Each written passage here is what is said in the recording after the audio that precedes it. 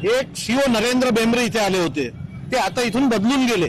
ते ज्या दिवशी जॉईन झाले त्याच्या अगोदरपर्यंत श्रीकांत गोयगोले भाजपचे नगरसेवक मान्य करतील की प्रत्येक निविदा ही 30%, 33%, 20% बिलो मध्ये जात होती। त्याच्यानंतर तुम्ही इतिहास काढून घ्या, नरेंद्र बेंबरे इथे जॉईन झाल्यापासून प्रत्येक निविदा ही CSR रेटनी गेली। तोपर्यंत एकही निविदा कॉम्पिटिशन होत होती।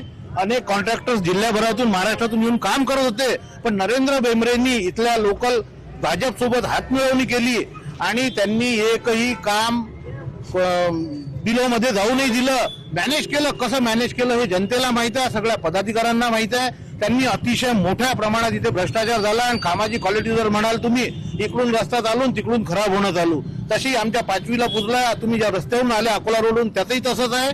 तोही ते करू नाही शकले भाजपवाले गेल्या 15 वर्षापासून। तोही शाप या भाजपला इथे लागणार आहे अशी माझी खात्री आहे।